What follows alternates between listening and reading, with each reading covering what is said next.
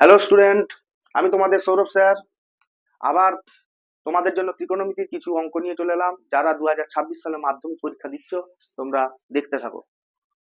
দেখো এখানে অঙ্কটা কি বলেছে, দেখো এ ট্যান থিটা যুক্ত কট থিটা সমান 1, সাইন থিটা যুক্ত কস থিটা সমান বি হলে প্রমাণ করো 2a সমান বি স্কোয়ার মাইনাস 1।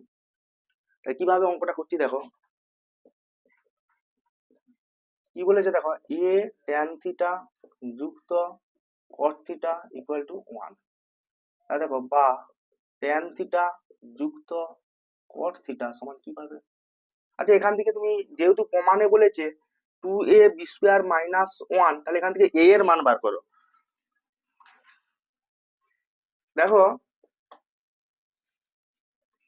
a সমান কি পাবে, 1/tan থিটা যুক্ত কট থিটা।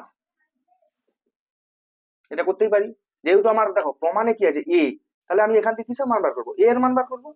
তারপর দেখো ট্যান থিটা মানে কি জানো, sine theta by cos theta. আবার কস থিটা মানে কি হয়, cos theta by sine theta সমান 1 বাই, দেখো লসাগু কি হবে, sine theta cos theta. Cos theta কেটে গেল, পড়ে গেল কত, সাইন থিটা, উপরেও সাইন থিটা, গুণ করলে কি হবে সাইন স্কোয়ার থিটা। প্লাস এখানে সাইন থিটা কেটে গেল, কস থিটা গুণ করলে কি হবে কস স্কোয়ার থিটা সমান 1 বাই, তোমরা কি জানো সাইন স্কোয়ার থিটা যুক্ত কস স্কোয়ার থিটা সমান কি হয় 1, তাহলে by sine theta cos theta. আমরা তো সূত্র পড়েছি, সাইন স্কোয়ার থিটা যুক্ত কস স্কোয়ার থিটা সমান কি হয় 1 হয়। এরপর দেখো এটা তাহলে কি হবে সমান, দেখো 1 বাই এইটা, তাহলে যখনই ভাগটাকে গুণে পরিণত করবে তখন কি হবে, সাইন থিটা কস থিটাটা উপরে উঠে যাবে। তাহলে এখান থেকে কি মান পাচ্ছি, সাইন থিটা কস থিটা। তাহলে a এর মান কি পেলাম, সাইন থিটা কস থিটা। তারপর পরেরটা তুলো, দেখো sine theta plus cos theta সমান কি পাচ্ছি এখান থেকে বি।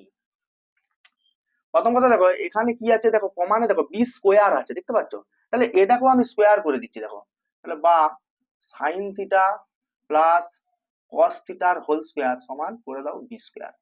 তারপর তোমরা জানো এটা এ প্লাস বি এর হোল স্কোয়ারের সূত্র কি হয়, A square plus 2 A B plus B square theta. B square বলতে এখানে কস স্কোয়ার থিটা। দেখো এ মানে কি এখানে সাইন থিটা, বি মানে কি কস থিটা, তাহলে কি সূত্র কি হয়, A square plus 2 A B plus B square. তাহলে এখানে কি হবে, সাইন স্কোয়ার থিটা যুক্ত 2 সাইন থিটা কস থিটা যুক্ত কস স্কোয়ার থিটা সমান কি হবে এখানে বি স্কোয়ার।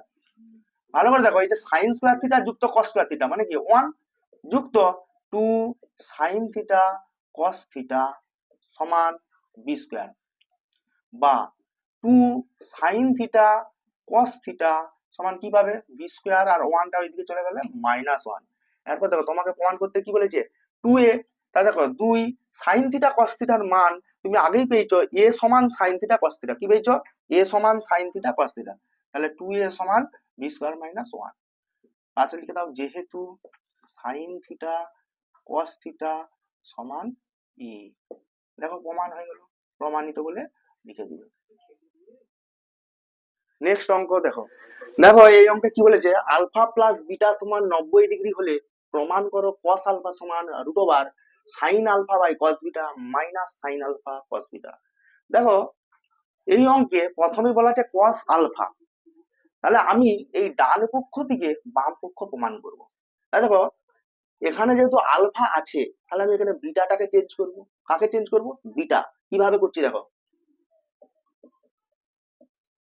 যেহেতু কি বলা আছে আলফা প্লাস বিটা সমান 90 ডিগ্রি, তাহলে এখান থেকে বিটা সমান কি পাবে 90 ডিগ্রি মাইনাস আলফা।